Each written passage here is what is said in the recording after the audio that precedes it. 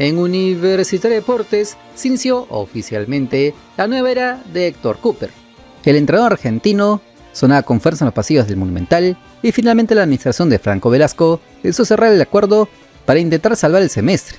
El estratega de 70 años ya con la misión clarísima de volver a encaminar al equipo merengue y mantener viva la pelea por el tetracampeonato, objetivo que para el pueblo crema sigue siendo la gran obsesión de esta temporada. Y una de las cosas que más llamó la atención apenas apareció su nombre fue todo el recorrido internacional que tiene encima, porque más allá que algunos hinchas cremas comenzaron a dividirse en redes, nadie puede negar que Cúper posee una hoja de vida bastante pesada. Incluso muchos recordaron aquella frase de Ronaldo Nazario, quien hace algunos años lo calificó como el peor entrenador, comentando que volvió a quemar las redes apenas se filtró la negociación. Pero más allá de esto, en Universitario priorizaron experiencia, manejo de grupo y capacidad para competir bajo presión. Primero, hubo una evaluación interna bastante detallada del perfil del argentino. La directiva revisó opciones, conversó con distintos candidatos y finalmente terminó inclinándose por el técnico argentino, para indicar que el peso de su trayectoria internacional terminó inclinando la balanza. Y claro, que un club como Universitario, donde cualquier tropiezo se convierte en crisis, los directivos buscaban a alguien acostumbrado a convivir con escenarios calientes. Hoy lo oficializó en sus redes sociales, generando bastantes reacciones. Algunos ven la llegada de Cúper como un golpe de autoridad con toda su experiencia para levantar a este plantel profesional, mientras otros creen que es una apuesta demasiado conservadora para un equipo que necesita recuperar intensidad futbolística cuanto antes. El contrato del entrenador será por temporada y media, algo que demuestra que Universitario no quiere solamente apagar el incendio de momento, sino construir cierta estabilidad pensando también en el 2027. Héctor Cúper llegará acompañado por Santiago Cúper, Carlos Amodeo y Zacarías Gaguero, del cual ya hablamos en el video anterior. Todos ellos formarán parte de su comando técnico. Además, en las próximas horas aterrizará en Lima para tomar contacto inmediato con el plantel y comenzar a trabajar en Campomar desde el primer día.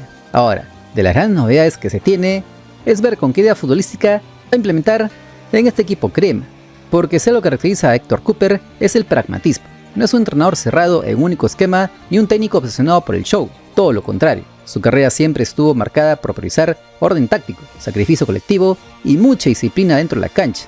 Por eso algunos creen que la estructura táctica de la U podrá sufrir modificaciones importantes en las próximas semanas. Ahora, ¿cómo trabaja Héctor Cúper? Porque muchos creen que es un técnico ultra defensivo, de esos que viven metidos atrás esperando un milagro.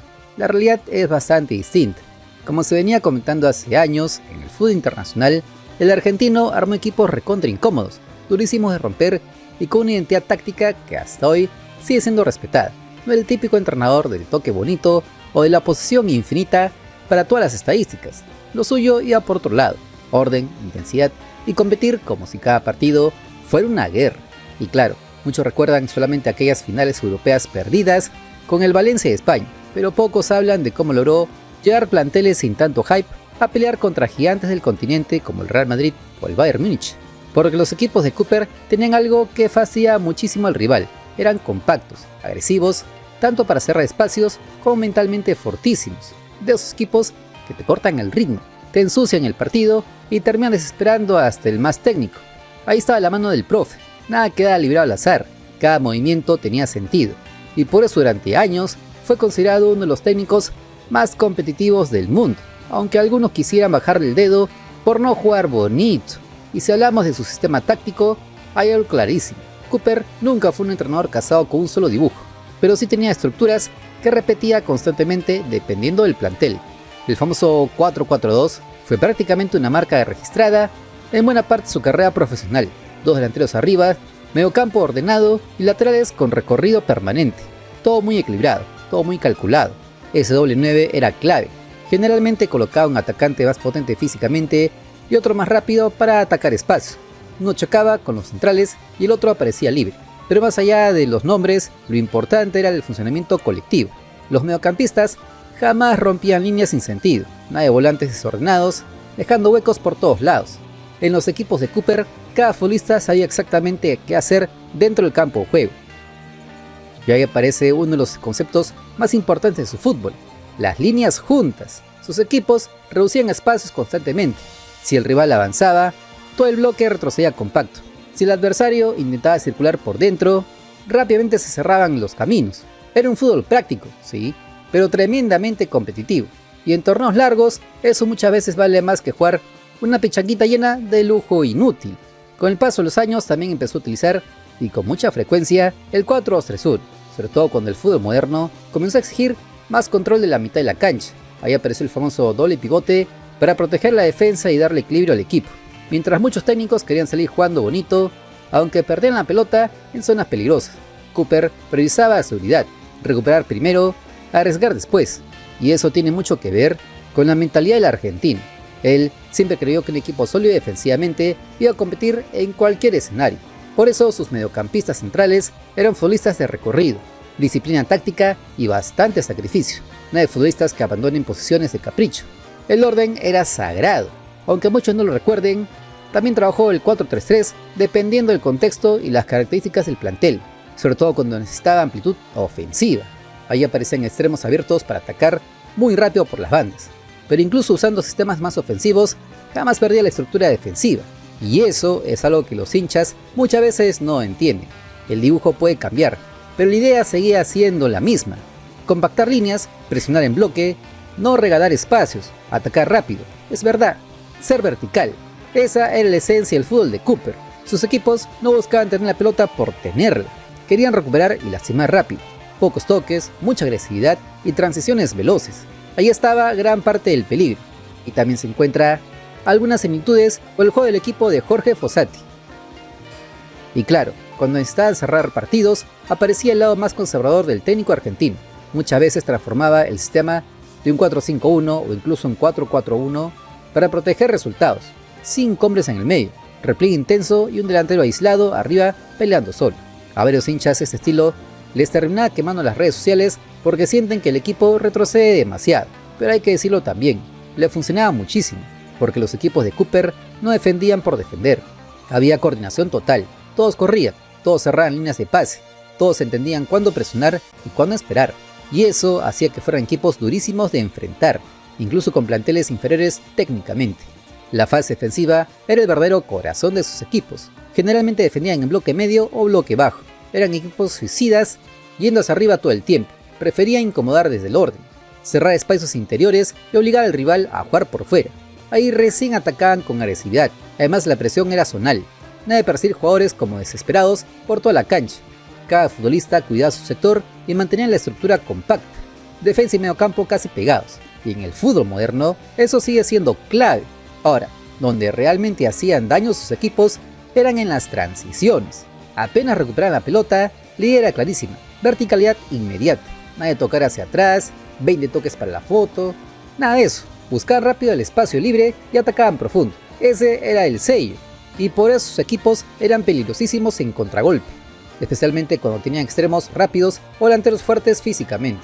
Pocos toques, mucha intensidad, por lo que era un fútbol directo que podía generar un baldazo de agua fría en cualquier momento.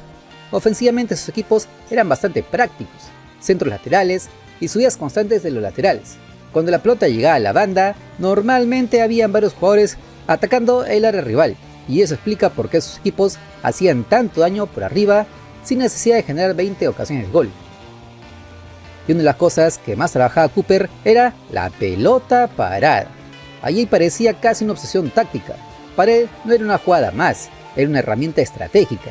Cada movimiento tenía propósito, cada marca estaba asignada, cada rebote se analizaba al detalle. Sus equipos mezclaban marcación zonal con referencias individuales. Algunos jugadores protegían sectores específicos, mientras otros seguían rivales peligrosos.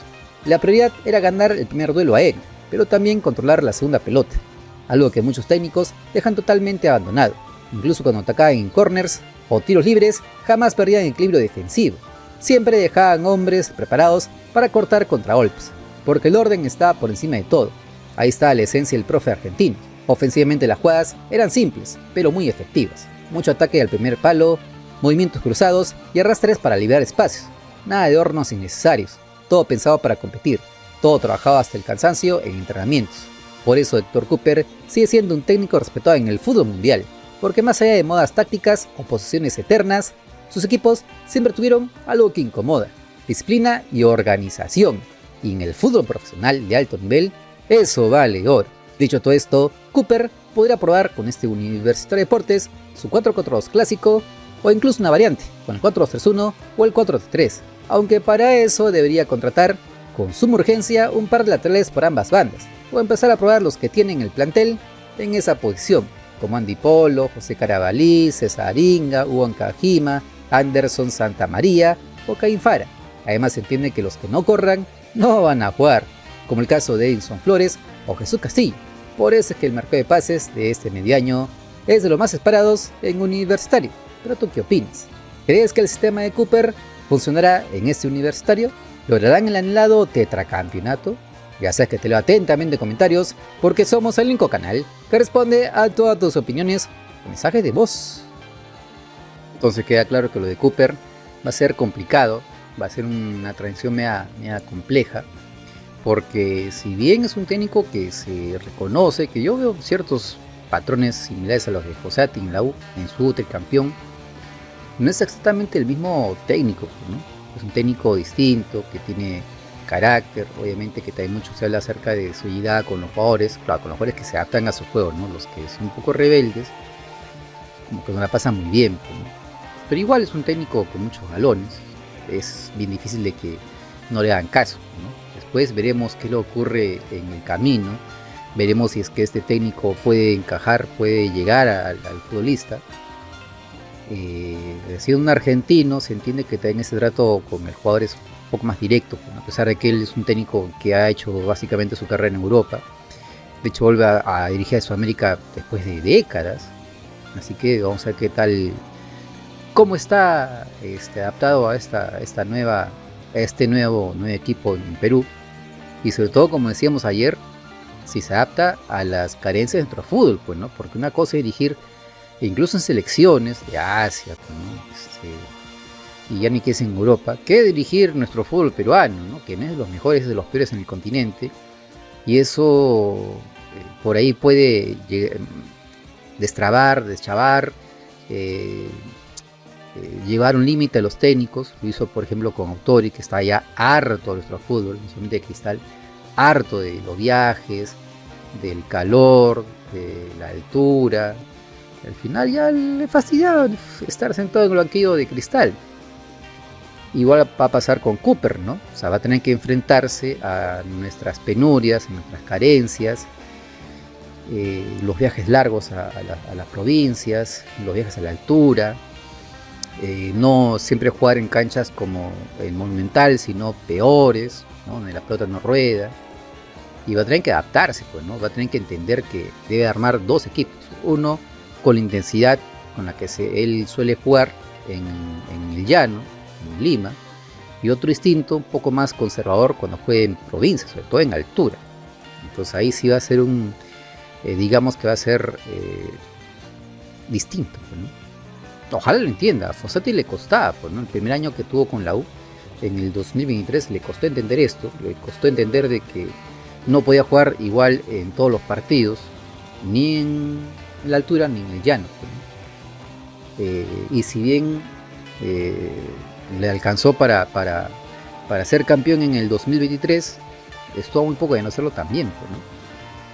Y lo otro importante es saber a quién traerá Cooper como refuerzo, porque se habla bastante, según lo que hemos analizado de su forma de dirigir, que la volante de contención es pero vital, pues, ¿no? El volante de contención no solamente debe cortar, sino también elaborar, generar y obviamente correr, pues, ¿no? Ese nexo entre la volante o el ataque y la defensa, es ese volante de contención, ese 5, ese 6, como le quieran llamar, que es pero vital, ¿no? Y que no lo tienen con Castillo, no tienen cómo jugar. Serán buenos suplentes, pero no son buenos titulares en la volante de contención, no son buenos anclas. Entonces me parece que más que delanteros, lo que va a traer Cooper es un muy buen volante de contención. No sé si nacional, no sé si extranjero. Ya hemos hablado acá de nacionales, hay un montón. Bueno, hay un par que pueden llegar a la U y que le pueden aportar algo. No sé si la jerarquía que espera Cooper, pero sí le pueden aportar algo. Hemos hablado antes de Vasco Fray, hemos hablado también de Juan Yangali, pero no sé si es que eso querrá el técnico Cooper. Por ahí convence a jugadores de mayor jerarquía, porque lo dijimos también ayer, una cosa es que te llame Rabanal, que nadie lo conoce, y otra cosa es que te llame Héctor Cooper, ¿no? Reconocido a nivel mundial. Son cosas distintas, ¿no? pero igual habría que saber qué es lo que plantea. Hay que saber si es que esta idea de juego le funciona a Cooper, y sobre todo si se amoldan, ¿no? Porque muchos hablan que en el tiempo Rabanal, sobre todo en los últimos partidos, ya los jugadores no lo escuchaban, pues no lo escuchaban, estaban hartos, no le creían, el técnico no llegó, y no sé si hubo camita, pero sí se notaba que hay un grupo que no le interesaba en absoluto lo que era Rabanal, y se notó, tanto en los últimos partidos como también cuando se fue Rabanal, pues, ¿no? Que ni siquiera lo fue a despedir a los jugadores porque no sentía que Verdad los iba a extrañar, pues, ¿no? O sea, había una gran diferencia, había una gran distancia entre los jugadores y el técnico, pues, ¿no? Y lo primero que debe hacer Cooper como nuevo técnico, al margen de todos sus galones y toda su jerarquía y todo lo que ha vivido, es llegar al jugador, porque puede ser el técnico de mayor recorrido, de mayor experiencia, de mayor jerarquía, pero si no le llega al futbolista, olvídate. Pasó con Miguel Ángel Russo en el 2019 con Alianza, ¿no? Que llegaba también un técnico de mucha experiencia, finales internacionales, continentales, campeón de América y todo esto, y no encajó en el plantel de Alianza, pues, ¿no? Al final los jugadores tampoco le escuchaban, vieron la camita y al final se fue, ¿no? Porque no se encontraba en este fútbol, no se hallaba en el fútbol peruano. Igual, pues, ¿no? Los viajes, la altura, los árbitros, las canchas, pues, las carencias, por cuando uno está acostumbrado a un tipo de nivel futbolístico, digamos, o sea, ve el paupérrimo nivel peruano, de la Liga 1 peruana, y bueno, pues, ¿no? Y puede tener la gran autor y que se cansa a medio año, o se cansa el inicio del año, de fines del 2027, y se manda a ir, pues, ¿no? Después veremos qué pasa, repito. Es importante lo que vaya a hacer Cooper en este mercado de pases. Me parece que el mercado de pases de ahora va a ser importante para la U, va a ser vital para la U, pero luego eso veremos qué es lo que ocurre, veremos qué es lo que dice, y luego eso empezaremos a ver si es que hay cambios radicales o no, pues, ¿no? Sobre todo qué jugadores se quedan y qué jugadores no, porque por ejemplo, si es que Cooper quiere jugar con 4 al fondo, requiere 2 laterales, pues, ¿no? Y ahorita laterales netos como tal no hay. Puede adaptar a Fara, a Santa María, a Inga, a Polo, a Carabalí, pero laterales netos no hay, salvo Ancajima y Pablo Rey. Y si son laterales netos, ¿no? Funcionaba bien como laterales, pero en sus antiguos equipos. Pero son justamente ellos dos los que parece que tienen todo para irse de la U. Entonces Cooper podría decir que en vez de contratar laterales, que se queden ellos y que los pueda repotenciar, pues, ¿no? Y mande a callar a la mujer de Pablo Reino, que no siga hablando, porque termine con esa chama y ya está, pues, no sé. Pero la cosa es de que podría cambiar la llegada de Cooper a la U, podría cambiar mucha de la planificación de medio año, que se pensaba una cosa y al final podría pasar otra. Lo que me queda claro que Cooper, más que el delantero, lo que va a buscar es un volante de jerarquía, un volante central de jerarquía, que cumpla con la función que ahora no cumple ni Castillo, ni Murrugarra, ni Calcaterra tampoco. O sea, nadie, en esta U no hay. La directiva de Franco Velasco y antes de Álvaro Barco planificaron muy mal, pues, ¿no? Porque o sea, no se entiende por qué trajeron o tenían que traer, o mejor dicho, tenían que no traer a un volante, ¿no? Si se fue Ureña, que era fundamental en ese esquema táctico de Fossati, ¿por qué no trajeron otro volante de contención de jerarquía? Y se gastaron un grupo extranjero en Gazam, en Fertol, en Silveira, pues, ¿no? Que hasta ahora no han hecho nada, o han hecho muy poco, en verdad, pero muy poco, sobre todo Gazam, ¿no? Y no trajeron un volante de contención, pues, ¿no? Entonces yo espero que en la U traen ese volante más que otra cosa. Después ya verán si sacan otro extranjero, traen a un delantero, un extremo, ¿no? Porque también que decir que hay que buscar extremos, ¿no? Que extremos también tiene, la U tiene ahí por ahí variantes, ¿no? Fertoli, tiene Brian Reina, al margen de Polo y Carabalí. El mismo Silveira también puede jugar por esa zona, pero la cosa es de que la U tiene variantes en los extremos, lo que no tiene son laterales, y ahí tiene que buscar, y tienen exceso de centrales. Si va a jugar con 4 defensas al fondo, tiene exceso de centrales, ¿no? Santa María, Fara, Riveros, Di Benedetto, el mismo Inga también es central más que lateral o extremo. Y habría que saber qué es lo que van a hacer, ¿no? Pero bueno, la cosa es de que en la U se vienen cambios radicales con Héctor Cooper, desde la táctica, desde la plantilla y sobre todo los refuerzos, pues, ¿no? Lo que me parece que hasta antes de Cooper era fijo el 9, ahora lo que me parece que es fijo es el volante de contención. Ese es el punto crucial en este equipo de Cooper, más que el delantero, es el volante de contención. En ese no pueden fallar, tienen que traer a otro Ureña en la U para que cumpla las funciones que pide Cooper en su 11 titular. ¿Lo logrará? ¿No lo logrará? ¿Quién llegará como gerente deportivo también, ¿no? Porque no es que Cooper va a hacer todas las contrataciones, ni va a negociar todo, sino que tiene que ser el gerente deportivo. Y aparte, ¿dónde va a probar sus nuevos esquemas tácticos? Pues, ¿no? ¿Lo hará esa apertura cuando tome el equipo? ¿Lo hará en esta Copa Caliente, la liga que se va a hacer a medio año en el Mundial? ¿O de frente en el Clausura? Habría que saber eso. Por pronto hay mucha incertidumbre en la U, pero también hay mucha expectativa y mucha, la gente está entusiasmada, ¿no? Ilusionada con este equipo de Cooper. ¿Pero tú qué piensas? ¿Igual te ilusionas con Cooper y sus nuevos cambios en la U? ¿O crees que será más de lo mismo?